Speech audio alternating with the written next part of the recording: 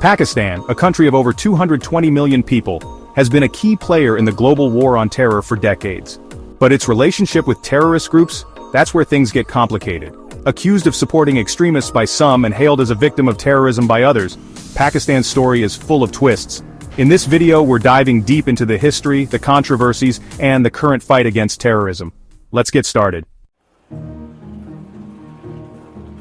Welcome to our exploration of Pakistan and terrorism. This isn't a black and white tale. Pakistan has lost thousands to terrorist attacks, yet it's also faced accusations of fueling militancy. How did this paradox come to be? To find out, we're traveling back to the 1980s, a time when Cold War politics set the stage for everything that followed. It all began during the Soviet-Afghan War in the 1980s. The Soviet Union invaded Afghanistan, and the US wanted to push back, without getting its hands dirty. Enter Pakistan. With American funding and weapons, Pakistan's intelligence agency, the ISI, short for Inter-Services Intelligence, trained Afghan mujahideen to fight the Soviets. These fighters were celebrated as freedom fighters back then. But here's the catch. After the Soviets left in 1989, some of these groups didn't just go home. They evolved. The Taliban emerged in Afghanistan, and Al-Qaeda took root. Meanwhile, in the disputed region of Kashmir, groups like Lashkar-e-Taiba and Jaish-e-Mohammed, allegedly backed by Pakistan, started targeting India. One of their deadliest acts? The 2008 Mumbai attacks, where 166 people lost their lives.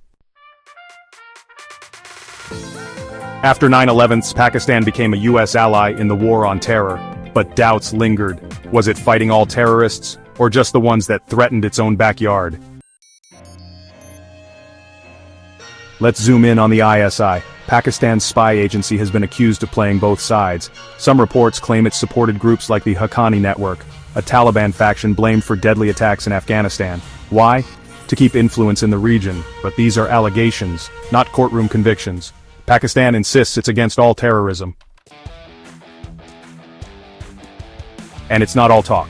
Operations like Zarbi-Azbi in 2014 targeted militant hideouts, costing thousands of Pakistani troops their lives. So is the ISI a puppet master, or just a scapegoat? The truth might lie somewhere in between. Now let's talk about the cost of Pakistan itself. Since 2001, terrorism has claimed over 80,000 lives. Civilians, soldiers, even kids. The economy's taken a hit too, losing over $100 billion to damages and missed opportunities. That's billion with a B. But numbers don't tell the full story. Take Malala Yousafzai. In 2012, the Taliban shot her for advocating girls' education. She survived, becoming a global symbol of resilience, but her story shows the everyday terror Pakistanis face. Schools bombed, markets attacked, families displaced. It's a heavy toll. Pakistan's terrorism ties have made it a hot topic globally. India blames Pakistan for attacks in Kashmir, fueling decades of tension between these nuclear neighbors. The US has its own beef, calling Pakistan an ally, but slamming it for not cracking down harder. The 2011 raid that killed Osama bin Laden in Abbottabad didn't help. Found hiding in Pakistan? That raised eyebrows. Pakistan fires back. We're victims too. And it's true, its sacrifices are real. Caught between Afghanistan, India, and global powers, Pakistan's in a tough spot. So what's happening now? Pakistan's been stepping up. Military ops like Radiul Fasad have hit terrorist strongholds hard. High-profile arrests like those of banned group leaders show effort. Then there's the FATF, the Financial Action Task Force, a global body watching terror financing. Pakistan's been on its gray list since 2018, pushing reforms to avoid the blacklist. But it's not over. Groups like the Tehrik-e-Taliban Pakistan still strike. Poverty and instability keep the threat alive. Progress, yes. Victory, not yet. Here's the big picture.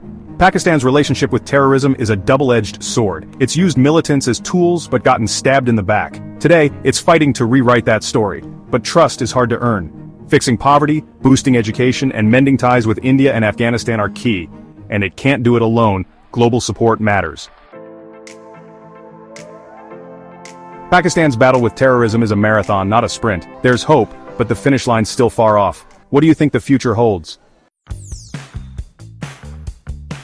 That's our deep dive into Pakistan and terrorism. Victim, villain, or both? Tell us in the comments, I'm reading them all. If this video sparked your curiosity, smash that like button, subscribe, and hit the bell for more. Thanks for watching. See you next time.